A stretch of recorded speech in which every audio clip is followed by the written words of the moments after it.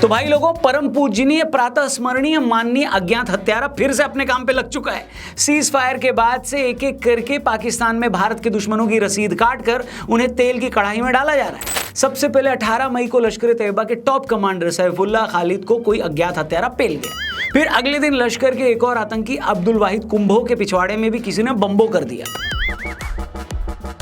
इधर सिंध प्रांत में लोग सड़क पर सेना की गाड़ियां फूंक रहे हैं। सिंध का पानी रोके जाने से नाराज लोगों ने एक मंत्री के घर में आग लगा दी। उधर आईएमएफ ने पाकिस्तान को $1 बिलियन की भीख देने के बाद एक हफ्ते के अंदर ही उस पर 11 शर्तें थोप दी हैं। तालिबान भी अफगानिस्तान से पाकिस्तान में जाने वाली नदियों का पानी रोकने की प्लानिंग कर चुका है।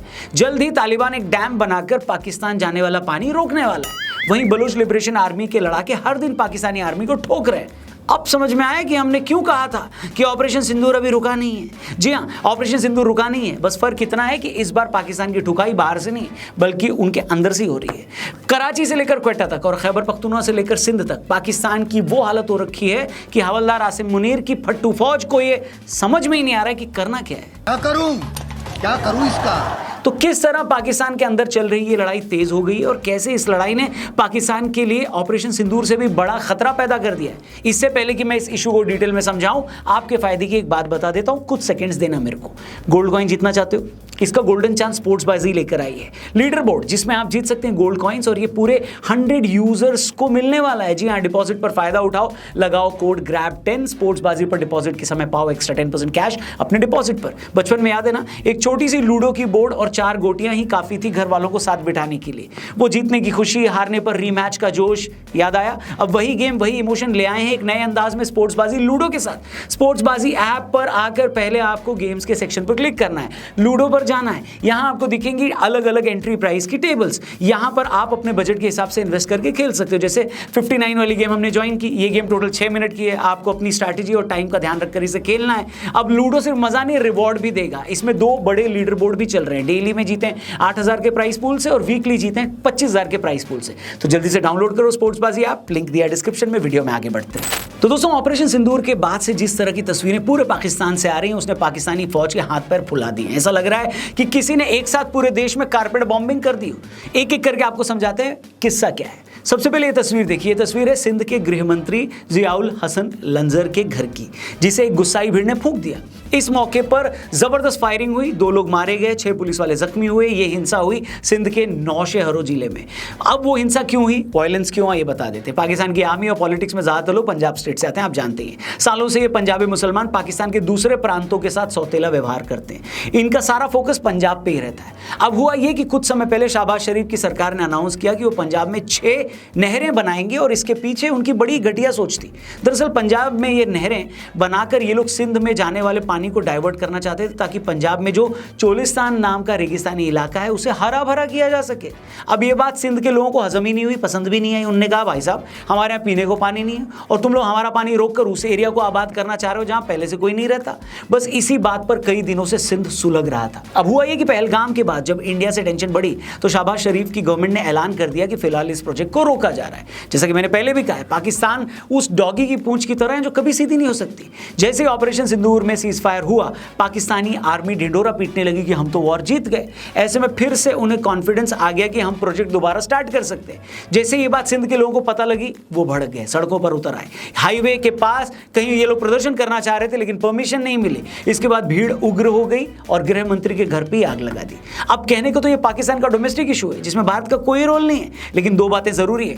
पहली बात तो ये कि जो पाकिस्तान आज हमें बोल रहा है कि हमने सिंधु जल संधि को स्थगित करके उसका पानी क्यों रोक लिया, वही पाकिस्तान अपने लोगों का वो पानी नहीं दे रहा है और रोक रहा है जो भारत से उसे मिल रहा है। दूसरी बात, पाकिस्तानी फौज और सरकारें सिंध के साथ लगातार भेदभाव कर रही थी। ये लोग न उनकी जुबान की इज्जत करते हैं और न ही उनके कल्चर की कद्र करते हैं। 1947 के बाद भारत से वहां जाकर बसे मुसलमानों को आज भी मुहाजिर बोलकर सेकेंड ग्रेड सिटीजन जैसा ट्रीट किया जाता है। अब बहुत सारे लोगों का कहना है कि भारत को सिंध के लोगों की वैसी मदद करनी चाहिए जैसी हमने 1971 में बांग्लादेश में मुक्ति वाहिनी की थी। इसी एरिया में कुछ दिन पहले लोगों ने फौज का ट्रक रोककर उसमें भी आग लगा दी थी। लोगों ने फौजियों के मुंह पर कहा, हम तुम्हें पसंद नहीं करते। जंग लड़के आ रहे हैं। नहीं जंग नहीं, और क्या है, तुम हमारे दुश्मन हो। मैं श्योर नहीं हूं, लेकिन हो सकता है आने वाले दिनों में आप देखें कि सिंध के लोगों की ये फ्रीडम स्ट्रगल और ज्यादा तेज हो जाए और ईश्वर ने चाहा तो जल्द ही सिंधु नाम से एक अलग देश भी दुनिया को देखने को मिल जाए। आते हैं उस स्टोरी पर जो किसी फिल्मी स्टोरी से कम नहीं है। मैं बात कर रहा हूं अननोन शूटर भाई साहब की। कसम खाकर बोल रहा हूं, मुझे नहीं पता ये आदमी कौन है, लेकिन जो भी है कसम से लगता है इंडिया से बड़ा प्यार है इसे।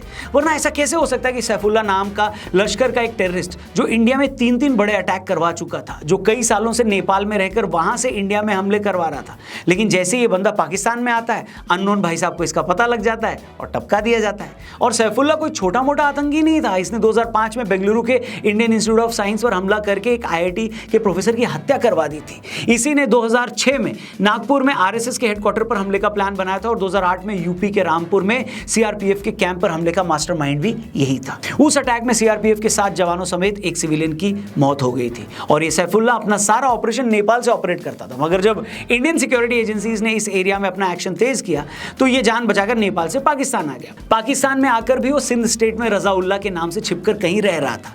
वेल लेडीज एंड जेंटलमैन, गौर करने वाली बात यह कि ये सैफुल्ला भी सिंध में मारा गया था, वो सिंध जिसका मैंने ऊपर जिक्र किया था। और आपको अगर लग रहा है कि कहानी यही खत्म हो गई है तो नहीं, मैं तो कहूंगा रुको जरा, सबर करो। 18 मई को अननोन भैया ने नर्क रोडवेज की बस में सैफुल्ला को जब बिठाया तो ड्राइवर ने बोला भैया हम एक सवारी नहीं ले जाते, नर्क जाना है तो कम से कम 2 सवारियां पूरी करो।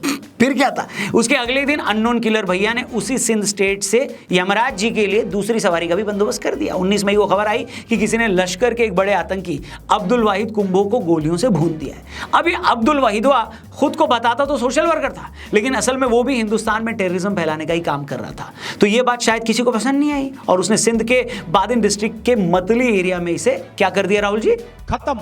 और ये तो सिर्फ हाल फिलहाल के 2 मामले मैंने आपको बताए। पिछले 2-3 सालों पर नजर डालें तो सिर्फ पाकिस्तान में ऐसे 15 के करीब टॉप टेररिस्ट मारे जा चुके हैं, जिनके बारे में हमने पहले भी एक डिटेल वीडियो बनाई थी। आप चाहें तो ऊपर आई बटन पर क्लिक करके वो वीडियो भी देख सकते हैं। अब आप पूछेंगे रौनक भाई ये परम आदरणीय अननोन किलर वाला मामला क्या है, ये वर्क कैसे करता है और जो लोग ऐसा कर रहे हैं वो कौन है, तो चलो आपको वो भी समझाने की कोशिश करते हैं। तो बात ऐसी है दोस्तों कि आज से 10 साल पहले तक आपने देखा होगा कि पाकिस्तान लगातार न्यूक्लियर बॉम्ब की धमकी देकर भारत में आतंकी हमले करवा रहा था और हम बार बार ये सोचकर रुक जाते थे कि यार इसके पास तो न्यूक्लियर बम है या हमें लड़ाई में अपना टाइम बर्बाद नहीं करना है, हम उभरती हुई इकोनॉमी है। मगर 2014 के आसपास भारत को ये समझ आ गया कि यार हम हाथ पर हाथ रखकर तो नहीं बैठ सकते।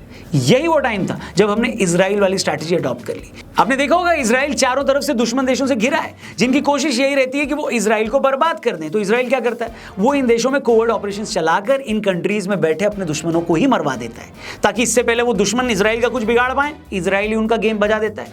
ऐसे एक नहीं 20 मामले हैं। इजराइल ने लेबनान में हिजबुल्लाह के आतंकियों के पेजर ब्लास्ट किए, उसके पीछे भी यही स्ट्रैटेजी थी। भारत को भी ये रियलाइज हुआ कि नहीं यार हमें भी कुछ प्रोएक्टिव होकर करना पड़ेगा। मैं फिर से अंडरलाइन कर दूं, ये इंडियन गवर्नमेंट का कोई ऑफिशियल स्टैंड नहीं है, लेकिन बहुत सारे एक्सपर्ट्स का मानना है कि इस अननोन किलर को हमारा आशीर्वाद मिला हो सकता है। तू समझा? हाँ, नहीं तू समझा नहीं। अब सवाल यह है कि पाकिस्तान में जो भी आतंकी मारे जा रहे हैं उन्हें मार कौन रहा है? क्या इंडिया अपना कोई आदमी वहां भेजता है? तो इसका जवाब है नहीं। जी हाँ, बिल्कुल नहीं। ऐसा करने की हमें जरूरत क्या है बताओ? पाकिस्तान में से बहुत सारे फ्रीलांस टेररिस्ट हैं जो थोड़े से पैसे के लिए आपके लिए काम कर देते हैं। ये वो लोग होते हैं जिन्हें ये पता होता है कि मारना किसे और पैसा कितना मिलेगा। ये काम करवा कौन रहा है, क्यों करवा रहा है, इन्हें इससे घंटा कोई लेना देना नहीं होता। दूसरा, इसमें तहरीक तालिबान जैसे संगठनों का भी बड़ा रोल है। आपने देखा होगा कि जब भी किसी अटैक में पाकिस्तान की सेना की कोई जीप उड़ाई जाती है या किसी टेररिस्ट को मारा जाता है तो उसका वीडियो या तस्वीरें भी ले ली जाती है। और ये ऐसे ही नहीं आ जाती वीडियो यहाँ वहाँ से, दरअसल इन लोगों को एविडेंस देने के लिए कहा जाता है ताकि कंफर्म हो सके कि भैया टारगेट अचीव हुआ या नहीं। इसी टारगेट अचीव करने के बेस पर इन फ्रीलांस हत्यारों को पेमेंट भी होती है और इंसेंटिव भी मिलता है। इसी वजह से ये लोग अपना नेटवर्क बढ़ाते हैं और अगले टास्क के लिए मोटिवेट होते हैं। अब पाकिस्तानी फौज के साथ दिक्कत यह है कि उसने पिछले 30 सालों में अपनी आवाम पर इतने जुल्म किए हैं कि वहां पर इस तरह के हजारों लोग हैं जो ये काम करने के लिए रेडी हैं। बलूचिस्तान में अपनी फ्रीडम के लिए जितने संगठन लड़ रहे थे वो सब एक अम्ब्रेला के नीचे आ गए। तहरीक तालिबान जैसा संगठन जो पहले सिर्फ खैबर पख्तूनख्वा तक लिमिटेड था वो भी अब बलूचिस्तान में ऑपरेट कर रहा है। इसलिए आप देख रहे हैं कि ये लोग एट विल वहां आतंकियों को मार रहे हैं। स्टार्टिंग में ये लोग ISI के छोटे हैंडलर्स को टारगेट कर रहे थे, फिर इन्होंने मिड लेवल के आतंकियों को मारना शुरू किया और अब आप देख रहे हैं कि सैफुल्लाह जैसे टॉप टेररिस्ट भी मारे जा रहे हैं। वेल, अगर हम पिछले 2 साल की बात करें दोस्तों तो 20 फरवरी 2023 से लेकर 15 मार्च 2025 के बीच बहुत सारे मोस्ट वांटेड आतंकियों को इस परम आदरणीय अननोन गनमैन ने जहन्नुम पहुंचा दिया है। और ये अननोन गनमैन इतना शाय आदमी है ना कि क्रेडिट लेने भी नहीं आता। शर्मीला कहीं का। कौन है, कहां से आते हैं? मरने वाले इन टेररिस्ट में रावलपिंडी में हिजबुल का इम्तियाज आलम उर्फ बशीर अहमद पीर, कितना बड़ा नाम रखता है यार। खैर, कराची में अल बदर का पूर्व कमांडर सैयद खालिद राजा, काबुल में इस्लामिक स्टेट से जुड़ा एजाज अहमद आहंगर, खैबर पख्तूनख्वा में आतंकी सैयद नूर शोलाबर, लाहौर में खालिस्तान कमांडो फोर्स का प्रमुख परमजीत सिंह पंजोड़ और कनाडा के सरे में खालिस्तान टाइगर फोर्स का हरदीप सिंह निज्जर, ये सब टपका दिए गए। Bye bye tata. इसके अलावा कराची में जमातुद दावा का मुल्ला सरदार हुसैन अरैन, पाकिस्तान ऑक्यूपाइड कश्मीर में लश्कर का अबू कासिम और पाकिस्तानी पंजाब में लश्कर का अबू कताल समेत कई लोग निपटा दिए गए। अब ये सब गरीब या तो आदरणीय अज्ञात हत्यारे के हाथों मारे गए या पता नहीं चला कि किन हालातों में ये अल्लाह को प्यारे हो गए। गुड बाय गया। और जैसे कि मैंने कहा ना, कहानी तो अभी शुरू हुई है, पिक्चर अभी बाकी है मेरे दोस्त। मुनीरवा ने 3 दिन की जंग में भारत के हाथों जलील होने के बाद भी खुद को फील्ड मार्शल बना दिया। उधर उनकी फौज और पुलिस अपने ही मुल्क में जूते खा रही है। हम तो चाहते हैं तुम ऐसी गलतफहमी में जीते रहो, चाहे तो मुनीर इस हार के बाद खुद को यूएन का सेक्रेटरी बना ले, हमें घंटा फर्क नहीं पड़ता। तुम्हारी ठुकाई यूं ही जारी रहेगी और ये ठुकाई हम किसी दुश्मनी या नफरत में नहीं कर रहे हैं। ये वो ठुकाई है जो मुनीर और पाकिस्तान ने अर्न की है। बलूचिस्तान हो, सिंध हो या खैबर पख्तूनख्वा, यहाँ हम उसे नहीं पेल रहे हैं, यहाँ उसी के लोग उसे रेल रहे हैं। हम तो बस क्लास मॉनिटर की तरह ये चेक कर रहे हैं कि सारा काम प्रॉपर तरीके से हो रहा है नहीं हो रहा है। हेलो वेल, कुछ लोग पाकिस्तान को चाइना की नाजायज औलाद बोलते हैं या चाइना का माल बोलते हैं, और जो लोग ऐसा बोलते हैं वो ये समझ ले कि चाइना का माल ज़्यादा टिकता नहीं है। पाकिस्तान की भी एक्सपायरी डेट आ गई है और एक्सपायर्ड माल अपने आप कूड़ेदान में चला जाएगा एक दिन। जी हाँ, कूड़ेदान, इतिहास का कूड़ेदान, जहां किसी को एक दिन ये याद भी नहीं रहेगा कि पाकिस्तान नाम की कोई बीमारी धरती पर कभी एग्जिस्ट भी करती थी या नहीं। बाकी आप बताओ, आपको क्या लग रहा है? ऑपरेशन सिंदूर का सीजन 2 अब पाकिस्तान में शुरू हो चुका है। क्या इस सीजन 2 में हो रही पाकिस्तान की ठुकाई से आप खुश हैं या नहीं? और एक वर्ड या कुछ अच्छा सा उस परम आदरणीय प्रातः स्मरणीय गनमैन भाई साहब के लिए भी जरूर लिखना, अज्ञात आदमी, ठीक है। बाकी हाँ, हमारे चैनल को भी जरूर सब्सक्राइब करना। जाने से पहले एक बार फिर से याद दिला दें आपको, स्पोर्ट्सबाजी ऐप डिस्क्रिप्शन में लिंक दिया है, उसको डाउनलोड करना। बहुत सारे प्राइजेस आपका इंतजार कर रहे हैं। Thank you for watching. Channel subscribe करना। जल्दी मिलते हैं। जय हिंद, वंदे मातरम दोस्तों।